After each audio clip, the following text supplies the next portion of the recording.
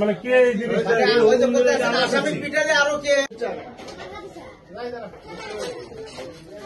এখন পরিস্থিতি আপনাদের কাছে আপনার গ্রাম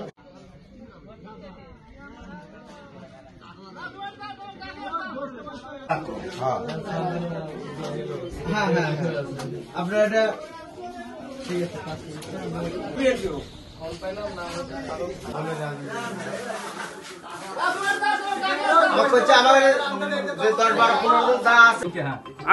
আজকের যে ঘটনা যারা করেছে এরা আমাদের সমাজটাকে নষ্ট করে দিচ্ছে। এতে অরিজিনাল কিশোর গ্যাং, এদেরকে আইনের আওতায় নিয়ে সঠিক ব্যবস্থা করার অনুরোধ জানাচ্ছি। এই জায়গায় যে ঠান্টু আর এটা ওসব লোকের চেরামেরা তো আমরা নাম জানি না, কয়েকজনই মানে আজমল ফারুক এরা সব এসে টিন টান কিনে নিয়ে এসে বেড়া দিচ্ছে গ্রামের কোনো লোকের অনুমতি ছাড়াই। এরা সব কিছুই মানে অনুমতি ছাড়া করে। এরা সব এমন কোনো কাম নাই এরা করতে পারে না, এই পর্যন্ত আমার জানা আছে। এরা প্রত্যেকটাই খারাপ লোক, মানে গাঁজা মদ ইন্না যদি মনে করে এক সন্ধ্যার সময় 5টা ধরে দেওয়া যাবে একবারই। এই গাঁজা এরা খায়, এরা এই কামই করেছে। যখন আমরা সব আসছি তখন তারা চলে গেল, করছে যে এখন বসুক গা, সবাই বসুক, বিএমপি বসুক, আমলিগ বসুক। এটা আমরা আমলিগ বিএমপি নয়, অফিসটা চেপে থাকবি।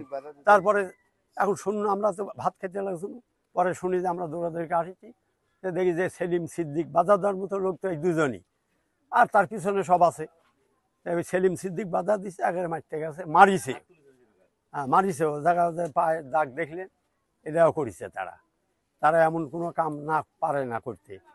এই পর্যন্ত তারা আমার 3 নম্বর ইটালি ইউনিয়ন 6 নম্বর ওয়ার্ড বাঁশবাড়িয়া গ্রামে বাজারে দীর্ঘদিন থেকে এই বাজার প্রচলিত আছে, চালু আছে। একটি দোকান আমাদের এই বাজারে অক্ষরত অবস্থায় আছে, যে জায়গাটা টাকা দিয়ে আমরা স্কুল ফিল্ডের জায়গা কিনেছি।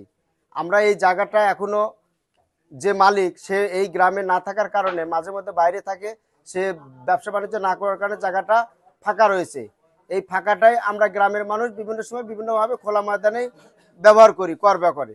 এখন আজকে হঠাৎ করে আমাদের গ্রামের এই গাজা ইয়াবাখোর যেমন ফারুক, ঠান্টু, আজমল, রনি, শহীদ, মেহেদি, মিন্টু, কামাল সহ আরো অজানা কিছু লোকজনের কুচক্রে কুপরামর্শে এই জায়গায় আসা মানে অন্যায়ভাবে জবরদখল করে।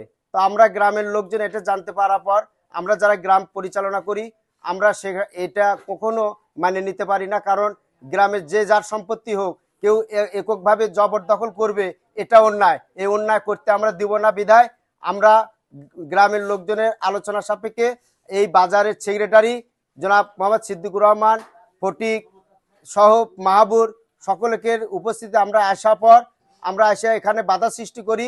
এই যে 8 জনের নাম বললাম, এই 8 জন উপস্থিত ছিল, তারা নিজে হাতে টিন এবং বাটাম দিয়ে লাগাচ্ছে। তখন আমরা এটা বাধা প্রতিবাদ করতে গিয়ে আমাদেরকে এভাবে বাটাম এবং ধারালো অস্ত্র দিয়ে অতর্কিতভাবে হামলা করে।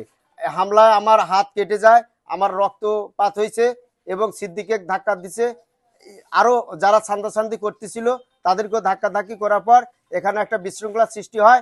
আমরা এই বিশৃঙ্খলার তীব্র প্রতিবাদ জানাই এবং এর সুষ্ঠু তদন্ত সাপেক্ষে যারা দোষী তাদেরকে আইনের আশ্রয় নিয়ে সঠিকভাবে বিচারের আওতায়